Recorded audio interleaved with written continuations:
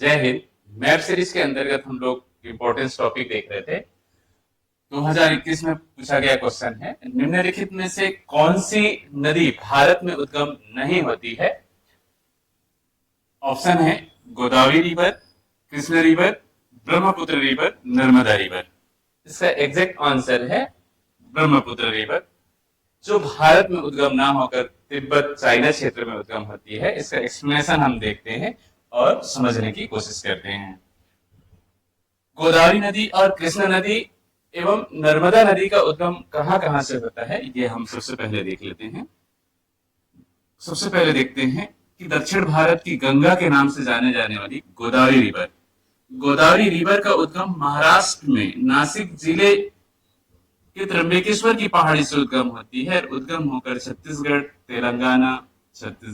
तेलंगाना होते हुए आंध्र प्रदेश और इस तरीके से बंगाल की खाड़ी में, वे आप बंगाल पर जाकर इस तरीके से डेल्टा बनाते हुए बंगाल की खाड़ी में गिर जाती है और ये राजमुंदरी नामक स्थान पर जाकर ये डेल्टा बनाते हुए गिर जाती है। और इसकी कुल लंबाई है 1465 किलोमीटर। 1465 किलोमीटर। ये दक्षिण भारत की या प्रायद्वीपीय भारत की सबसे लंबी नदी है और ध्यान रखेंगे आप लोग, इसे दक्षिण भारत की गंगा के नाम से भी जाना जाता है। ठीक है। और ये त्र्यंबकेश्वर की पहाड़ी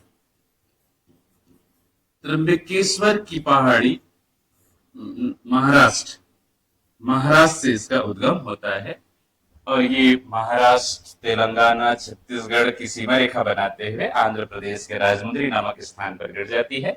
नेक्स्ट दूसरी रिवर है कृष्णा रिवर। कृष्णा रिवर का उद्गम महाराष्ट्र के ही महाबालेश्वर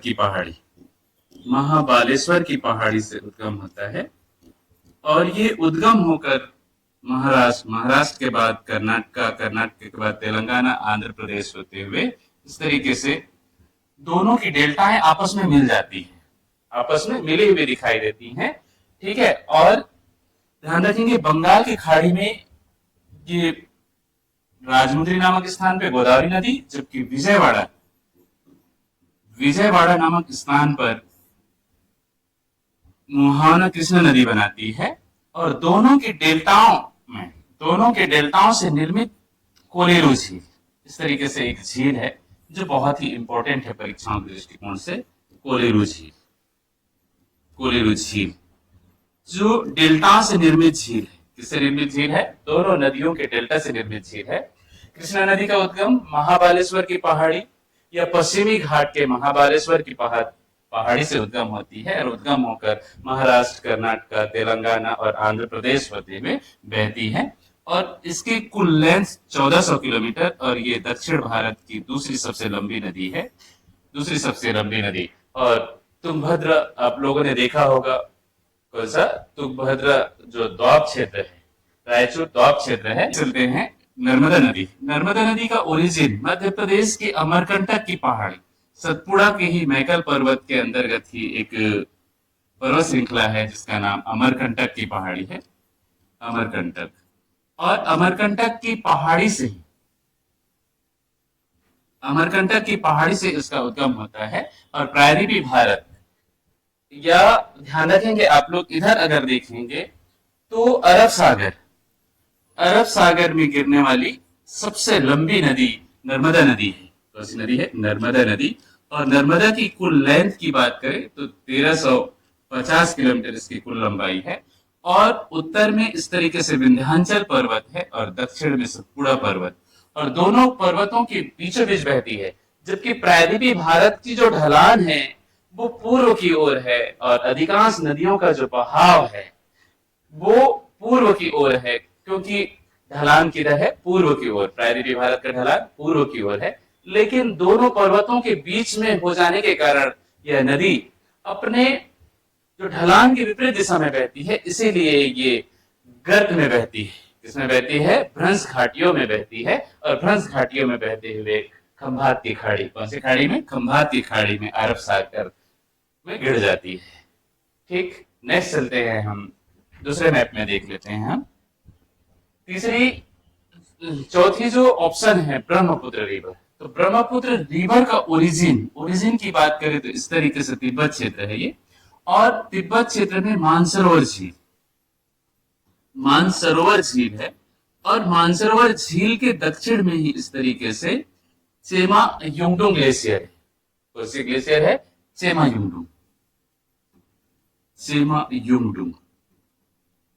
युंगडुंग ग्लेशियर है। और इसी चेमा युंगडुंग ग्लेशियर से ही चीन के तिब्बत क्षेत्र के चेमा युंगडुंग ग्लेशियर से ही इस तरीके से एक नदी का उद्गम होता है, जिसे तिब्बत में सांगपो के नाम से जाना जाता है। किस नाम जाना जाता है? सांगपो या यारलुंग तसांगपो के नाम से जाना जाता है। तो सांगपो नदी का उद्गम अगासी ग्लेशियर, कौन सा ग्लेशियर? अगासी, यहाँ पे ध्यान रखेंगे, अगासी ग्लेशियर, या इसी को ही जो है चेमा युंगडुंग ग्लेशियर के नाम से भी जाना जाता है।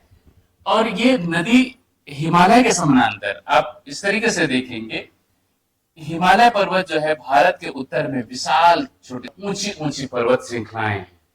और तीन पर्वत श्रेणियों में ये बटा हुआ है। उत्तर में देखें तो बृहद हिमालय, लघु हिमालय एवं शिवालिक हिमालय इस तरीके से बटी हुई है।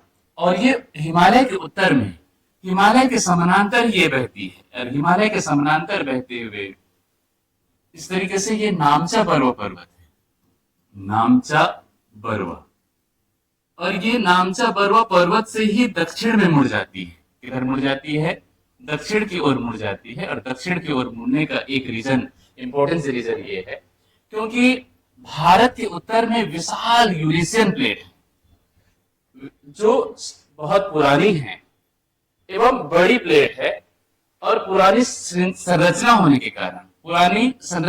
के कारण जो है ये आगे इसको काट नहीं पाती है, इसीलिए दक्षिण की ओर मुड़ जाती है। और दक्षिण की ओर मुड़ते हुए नामचा बरवा को काटती है। नामचा बरवा को काटते हुए, क्योंकि ये नामचा बरवा पर्वत अत्यधिक ऊंची है, 7000 मीटर से भी अधिक ऊंची है, तो इतने ऊंची पर्वत श्रृंखला को काटते हुए ये गाज बनाती है। गाज ऊंची पर्वत श्रृंखलाओं को काटकर एक आई रेखा के समान, नदी जब काटकर गहराई में बहती है तो ये रेखा ऊपर से, पर्वतों के ऊपर से देखने पर पतली आई रेखा के समान दिखाई देती है, पानी बहते हुए दिखाई देती है। इसीलिए इसे जो है गार्ज कहा जाता है। क्या कहा जाता है? गार्ज।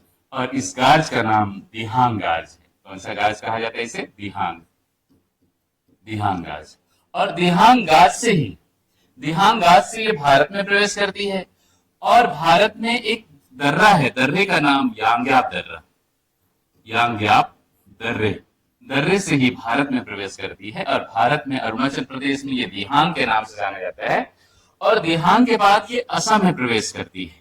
असम में जैसे प्रवेश करती है ये ब्रह्मपुत्र नदी के नाम से जाना जाता है। और ब्रह्मपुत्र नदी की बहुत सारी छोटी छोटी सहायक नदी, इधर देखेंगे अरुणाचल प्रदेश से एवं अरुणाचल प्रदेश, नागालैंड, मणिपुर क्षेत्र से छोटी छोटी नदियां, दिबांग नदी, लोहित नदी, बूढ़ी दिबांग नदी, कबीनी नदी, सुबनसिरी नदी, ठीक है, जियरी भरेली नदी, ये बहुत सारी, संकोच नदी, ये बहुत सारी नदियां आकर मिलती है। और नदियां आकर मिलने के कारण ये अत्यधिक चौड़ी हो जाती है। और चौड़ी होने के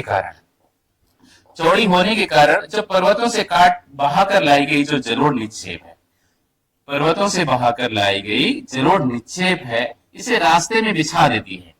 और रास्ते में बिछा देने के कारण जो है इस तरीके से जलोढ़ निक्षेप छोटे छोटे टापुओं के रूप में बन जाती है। और असम में ही विश्व की सबसे बड़ी जो द्वीप का निर्माण होता है, जिस द्वीप को मांजुली द्वीप के नाम से जाना जाता है। कौन सी द्वीप के नाम जाना जाता है? मांजुली द्वीप, जो असम का 34वां डिस्ट्रिक्ट है। ये डिस्ट्रिक्ट के रूप में इसे देखा जाता है, जिसको सरकार पर्यटन के रूप में डेवलप करने का लक्ष्य रखी हुई है। और इस तरीके से इन द्वीपों को गुम्फित द्वीप कहा जाता है। कौन सी द्वीप कहा जाता है? गुम्फित जलमार्ग। ये गुंबदनुमा जलमार्ग का निर्माण करती है। कौन सी नदी है? अत्यधिक चौड़ी हो जाने के कारण रास्ते में कई सारे द्वीप बन जाती हैं और जो गुंबदनुमा होती है, इसे ही गुम्फित जलमार्ग के रूप में जाना जाता है। नेक्स्ट चलते हैं। असम के मैदानों में प्रवेश करते हुए जब जल भराव होती है नदियों में, और बाढ़ के दिनों में ये अत्यधिक जल भराव के कारण नदी के दोनों किनारा इस तरीके से नदी के दोनों किनारा जो है जलोढ़ निक्षेप बिछा दी जाती है। और ये जलोढ़ निक्षेप किस तरीके से दिखाई देती है? नदियों के दोनों किनारे एक घाटी के रूप में, रैम्प घाटी कहा जाता है इसे। कौन सा घाटी कहा जाता है? रैम्प घाटी। रैम्प घाटी के नाम से जाना जाता है। इसे रैम्प घाटी क्यों कहा जाता है? आप सब लोगों ने देखा होगा, मिस वर्ल्ड प्रतियोगिता आयोजित होती है, मिस इंडिया प्रतियोगिता आयोजित होती है। इन प्रतियोगिताओं में जो मॉडल्स होते हैं वो कैट वॉक कर रहे होते हैं, और ये कैट वॉक किसमें करते हैं? रैंप में करते हैं। ऐसे ही नदी के दोनों किनारा जलोढ़ मिट्टियों के बिछा देने के कारण ही कैट वॉक के रूप में घाटियां बन जाती है। इसे ही रैम्प घाटी कहा जाता है। कौन सी घाटी कहा जाता है? रैम्प घाटी के नाम से जाना जाता है। और नदी आगे बढ़ते हुए ये बांग्लादेश में प्रवेश कर जाती है, और बांग्लादेश में ये जमुना के नाम से जाना जाता है। किस नाम से जाना जाता है? जमुना। और जमुना आगे बढ़ती है, और आगे बढ़ते हुए एक नदी जो मणिपुर क्षेत्र से निकलकर इस तरीके से बांग्लादेश में प्रवेश करती है। और बांग्लादेश में ये नदी जो है क्या कहलाती है? मेघना कहलाती है। क्या कहलाती है? मेघना। और ब्रह्मपुत्र की जो धारा पर जो है मेघना आकर मिल जाती है। जैसे ही ब्रह्मपुत्र पर मेघना मिलती है, ब्रह्मपुत्र रिवर जो है क्या कहलाती है? मेघना। और मेघना नदी जो है बंगाल की खाड़ी में इस तरीके से गिर जाती है, डेल्टा बनाते हुए विश्व की सबसे बड़ी डेल्टा बनाती है। और डेल्टा क्षेत्र में अत्यधिक मैंग्रोव वन पाए जाते हैं। कौन से वन पाए जाते हैं? मैंग्रोव वन पाए जाते हैं। इसे सुंदरी वृक्ष भी कहा जाता है। कौन से पौधा कहा जाता है? सुंदरी पौधा कहा जाता है। और विश्व की सबसे बड़ी जो सुंदर वन है इसी क्षेत्र में पाई जाती है, ये डेल्टा क्षेत्र में। इसीलिए इसे सुंदर वन का डेल्टा के नाम से भी जाना जाता है। और ध्यान रखेंगे आप लोग कि एक नदी है जिसे भारत में गंगा के नाम से जाना जाता है। दो नदी, भागीरथी नदी जो गंगोत्री ग्लेशियर से उद्गम होती है, और चोराबाड़ी ग्लेशियर से अलकनंदा नदी। दोनों नदियां रुद्रप्रयाग में मिलकर गंगा बनाती है, गंगा कहलाती है। रुद्रप्रयाग में गंगा कहलाती है। और गंगा इस तरीके से गंगा के मैदानों में बहते हुए ये पश्चिम बंगाल में प्रवेश करती है। और पश्चिम बंगाल में फरक्का नामक स्थान में दो धाराओं में बढ़ जाती है। एक जो मुख्य धारा है वो भागीरथी कहलाती है। क्या कहलाती है? भागीरथी कहलाती है। जैसे ही बांग्लादेश में प्रवेश करती है ये पद्मा हो जाती है। क्या हो जाती है? पद्मा हो जाती है। और पद्मा की जो धारा है, किसकी धारा? पद्मा की धारा जमुना पे मिलती है, जमुना पद्मा हो जाती है। और पद्मा आगे बढ़ती है, और पद्मा आगे बढ़ती है, जैसे आगे बढ़ती है मेघना मिलती है, और पद्मा की धारा जो है मेघना हो जाती है, और मेघना ही बंगाल की खाड़ी में गिरती है। और हमने क्या बताया? वेस्ट बंगाल का फरक्का नामक स्थान पर ये गंगा दो धाराओं में बढ़ जाती है। एक वितरिका जिसको जो है हुगली के नाम से जाना जाता है। किसके नाम जाना जाता है? हुगली। और हुगली रिवर एक वितरिका है, एक डेल्टा है। ठीक है। गंगा की जो धारा है अत्यधिक धीमी हो जाती है, धीमी होने के कारण दो धाराओं में बढ़ जाती है, और इस तरीके से छोटे छोटे कई धाराओं में बढ़ जाती है गंगा नदी। और इस तरीके से विश्व की सबसे बड़ी डेल्टा बनाते हुए बंगाल की खाड़ी में, बे ऑफ बंगाल में गिर जाती है। और यहाँ पे जो है सुंदरी वृक्ष पाए जाते हैं, मैंग्रोव वन पाए जाते हैं। क्या पाए जाएंगे? मैंग्रोव वन पाए जाते हैं। ठीक है। और ध्यान रखेंगे आप लोग, हमने ब्रह्मपुत्र नदी, कौन सी नदी? ब्रह्मपुत्र नदी का उद्गम कहां से बताया? अगासी ग्लेशियर या चेमायुंगडुंग ग्लेशियर। और इस तरीके से तिब्बत क्षेत्र में हिमालय के समानांतर पूर्व की ओर बहती है, और बहते हुए नामसा पर्वत के बाद पास जो है दक्षिण की ओर मुड़ जाती है। और जो ब्रह्मपुत्र रिवर है भारत में 916 किलोमीटर, कितने किलोमीटर? 916 किलोमीटर भारत में बहती है। जबकि इसकी कुल लंबाई की बात करें तो 2900 किलोमीटर। इसकी कुल लंबाई कितने किलोमीटर है? 2900 किलोमीटर। और भारत से बहने वाली यह सबसे लंबी नदी है। भारत से बहने वाली सबसे लंबी रिवर कौन सी रिवर है? ब्रह्मपुत्र रिवर है। और चौड़ाई के दृष्टिकोण से भी देखें तो सबसे चौड़ी रिवर कौन सी है? ब्रह्मपुत्र रिवर है, जो बंगाल की खाड़ी में गिर जाती है। ठीक है, मेघना के रूप में। तो इस तरीके से इसका जो मैप है कि ये किस तरीके से अगासी ग्लेशियर से उद्गम होती है और उद्गम होकर जो है किस तरीके से बहते हुए डेल्टा बनाती है और डेल्टा में मैक्रोवन पाए जाते हैं। इसका अगर एग्जैक्ट अगर आप देखेंगे तो इस तरीके से आप लोग इसके कुछ इंपॉर्टेंस पॉइंट हैं, आप इसको नोट डाउन कर लेंगे, स्क्रीनशॉट ले लेंगे। अगर आपको क्लास अच्छा लगा हो तो लाइक शेयर एवं सब्सक्राइब जरूर कर लें और सपोर्ट कर लेंगे। डेली के डेली क्लासेस इस तरीके से आपको मिलता रहेगा। Thank you.